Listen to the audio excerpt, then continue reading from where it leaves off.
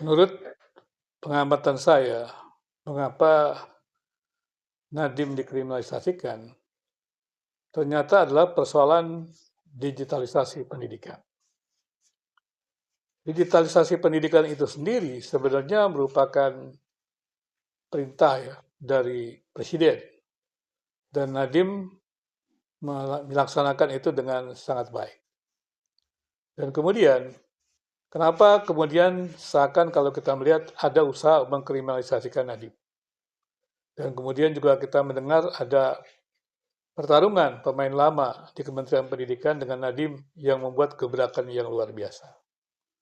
Tapi saya hari ini ingin bicara mengapa gerakan Nadiem yang menguntungkan pendidikan itu mendapat tantangan yang luar biasa, bahkan jaksa penuntut menuntut hukuman yang luar biasa tanpa sebuah bukti yang bisa diandalkan. Dalam arti kata, bukti-bukti atau saksi yang disampaikan oleh jaksa penuntut itu berbeda dengan yang diberikan oleh pembela daripada Nadiem.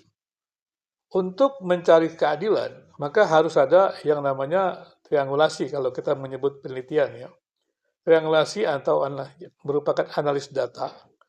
Apakah atau kita harus melihat bukti yang benar yang mana. Dan kalau masih ada triangulasi, harusnya diterbuka dan ditelusuri.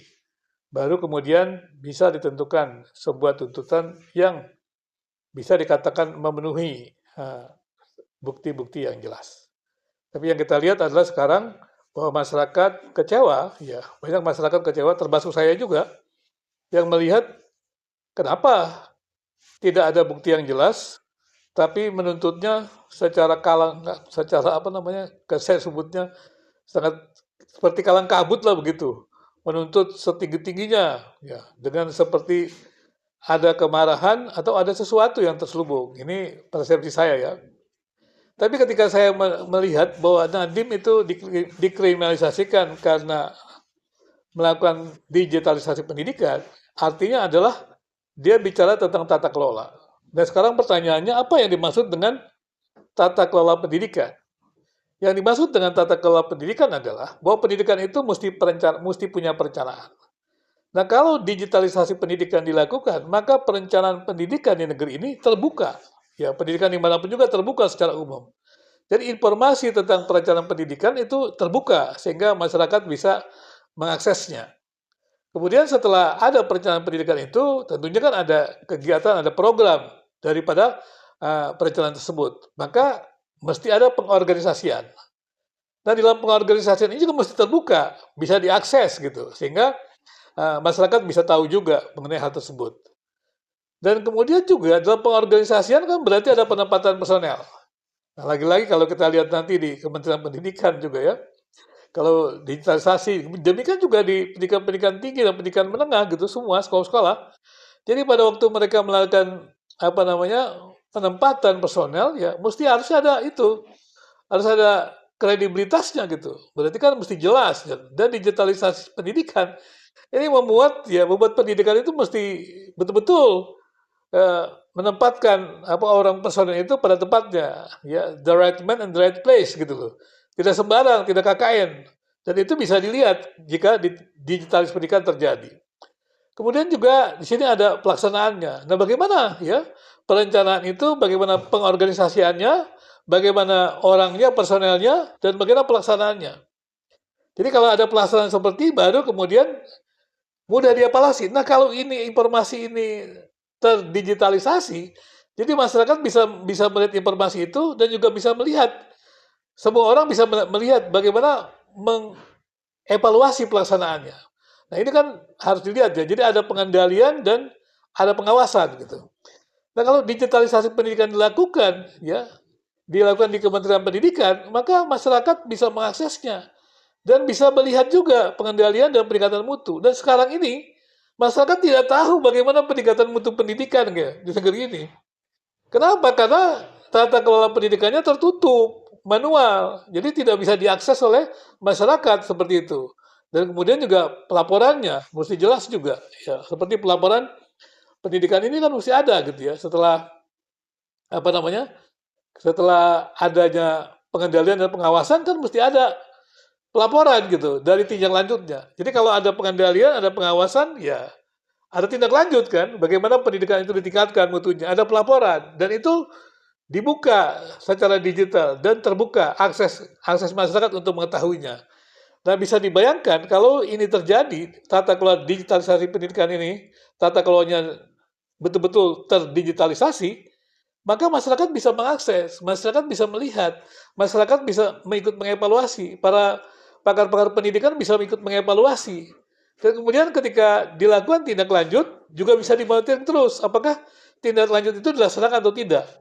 Nah, menurut saya ini memang kalau ada yang mengatakan jangan-jangan ada pemain lama, bisa jadi karena kita tahu Kementerian Pendidikan ini kan pernah tersohor dengan korupsinya gitu. Biayanya juga mahal sekali.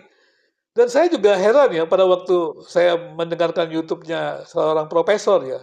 Kalau tidak saya ya Profesor Profesor Renat Kasali ya. Waktu itu dia memang mengatakan bahwa korupsi pendidikan itu wah sangat berbahaya sekali, sangat menghancurkan. Tapi dalam YouTube-nya itu dia menampilkan orang-orang yang berasumsi terhadap Nadiem Makarim. Dikatakanlah bahwa Chromebook itu ya tidak bisa dipakai karena kalau tidak ada internet begitu ya. Kemudian apalagi dikatakan juga apa namanya bahwa mereka juga tidak pernah mendapat undangan untuk bicara tentang keputusan pendidikan dan banyak lagi asumsi-asumsi lain yang sepertinya mengatakan bahwa Nadiem Makarim ini nggak tepat dalam pendidikan. Bahkan Renal Kasali sendiri kan pernah mengatakan bahwa orang ini tidak ahli dalam pendidikan. Sebenarnya saya juga pernah berpikir seperti itu awalnya, tapi setelah melihat sepak terjangnya, saya pikir luar biasa. Nah, saya nggak tahu apakah Profesor Renal Kasali ini mau terbuka gitu ya, bahwa ada kemajuan-kemajuan dalam pendidikan gitu. Dan saya juga lihat dari sebuah komunitas guru yang mengatakan bahwa mereka tidak pernah diundang. Maksudnya di apa? Untuk diundang untuk apa? Pertemuan bagaimana begitu ya? Karena digitalisasi pendidikan itu kan memudahkan komunikasi semuanya gitu. Dan ada tata apa? Tata kelola pendidikan ini kan bisa diakses oleh semua orang. Ya akhirnya nggak ada masalah kan mereka juga bisa memberikan informasi secara digital gitu. Nah pertanyaan saya adalah apakah ini betul-betul merupakan sebuah usaha kriminalisasi terhadap Nadiem karena memang kita memang selalu meratapi dunia pendidikan kita dengan dana yang sangat besar, tapi kita tidak melihat peningkatan mutu yang luar biasa ya. Tapi sebaliknya yang ada adalah keluhan-keluhan daripada banyak orang yang dalam bidang pendidikan tersebut. Padahal kemudian kita juga lihat bahwa begitu banyak juga eh, pendidikan-pendidikan ya, lembaga pendidikan guru yang menggelontorkan banyak guru begitu. Dan pertanyaannya adalah apakah itu juga selaras dengan kompetensi guru sehingga yang kemudian juga akan sangat berpengaruh terhadap kemajuan pendidikan Indonesia. Jadi menurut saya adalah mungkin kita sama-sama ya teman-teman di YouTube saya, mari kita sama-sama lihat apakah digitalisasi tata kelola pendidikan itu memang berbahaya untuk Kementerian Pendidikan ya ataukah karena kita pernah mendengar ya korupsi Kementerian Pendidikan yang sangat luar biasa. Silakan Anda tuliskan di YouTube saya apakah ini berbahaya karena ada mengatakan ada pemain lama yang tidak senang dengan hadirnya Nadiem Makarim yang membuat dobrakan yang luar biasa. Apalagi kalau kita lihat perjuangannya ya, terhadap misalnya juga usahanya untuk meminimalisir intoleransi, kemudian juga kekerasan seksual, perundungan, dan itu semuanya sesuatu yang menurut saya baru ada begitu luar biasa di zaman Nadiem Makarim. Demikian juga di dunia kampus itu terjadi ya, dan itu salah satu penilaian ya, yang dalam akreditasi seperti itu. Jadi dengan demikian ya harusnya karya-karya Nadiem Makarim ini disokong, didukung karena ini meningkatkan mutu pendidikan. Tapi yang terjadi adalah seorang yang begitu bekerja keras dan sudah membuat perubahan-perubahan yang luar biasa ya, secara khusus dengan menghapus ujian nasional dan karena karyanya juga sekarang kita lihat juga bimbingan-bimbingan belajar sudah seperti runtuh begitu ya. Karena dulunya kan orang yang hanya orang yang bisa membayar bimbingan belajar yang bisa mendapatkan bangku di pendidikan tinggi dan sekarang runtuh. Kenapa ya? Karya-karya Nadiem itu tiba-tiba diganti begitu saja. Bahkan ada yang mengatakan Merdeka Belajar itu tidak belajar. Saya nggak ngerti kenapa ada yang mengatakan demikian. Saya juga heran. Kemudian juga perubahan-perubahan kurikulum seperti yang dikatakan sekarang ini, untuk saya sih tidak ada sesuatu yang luar biasa begitu. Walaupun dia dibuat alasan-alasan yang lain. Silakan ya teman-teman yang ahli dalam pendidikan bisa boleh mengupasnya gitu ya. Ya, apalagi Anda juga yang mengerti tentang matriks pengetahuan dengan apa?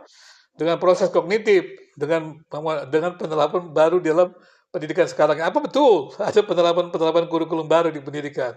Orang-orang yang tahu kurikulum silakan berbicara supaya ini mencerai masyarakat karena masyarakat sudah apa namanya seperti ya mendapat informasi yang tidak tepat. Mari kita berikan informasi yang tepat dan menurut saya ya transparansi Pengadilan Nadiem Makarim harus dijaga sehingga dengan demikian pendidikan ini tidak apa namanya tidak melakukan dosa besar.